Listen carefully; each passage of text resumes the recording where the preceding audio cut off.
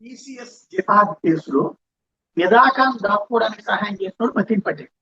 ఓ హిందూ మహిళను ఇస్లాంలోకి మార్చడానికి నిదాఖాన్ ప్రయత్నించినటువంటి ఆరోపణల వ్యవహారంలో ఆమెకి 171 ఇస్లామిక్ బోధనల లింకులు పంపించి పేరుని హానియాగా మార్చాలని చూసింది. ఓ హిందూ అమ్మాయి నమాజ్ చేయడం, బురకా ధరించడం నేర్పింది. నిదా, డానిష్, తౌసిఫ్ కలిసి ఆ మహిళను మలేషియా తరలించడానికి కూడా ప్లాన్ చేశారు. నిదాఖానికి ఢిల్లీ ఎర్రకోట పేరుడు కేసు సైకిల్తో కూడా సంబంధాలు ఉన్నాయి. సోషల్ మీడియాలో అంతర్జాతీయ ఉగ్రవాద ముఠాలతో సంబంధం ఉందని తెలియదు. మతీన్ ఫోన్ లో హిందూ మహిళకి సంబంధించిన నగ్న వీడియోలు కూడా లభిస్తాయి.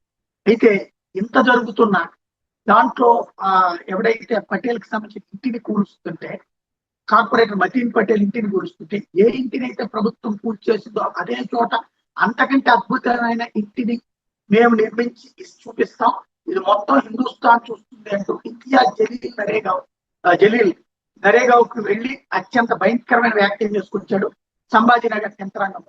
అంటే ధైర్యం, ఎంత ధైర్యం అంటే ఉగ్రవాదిని మేము సమర్థిస్తామని చెప్పగలిగే ధైర్యం వీళ్ళకి వచ్చింది ఇక్కడ.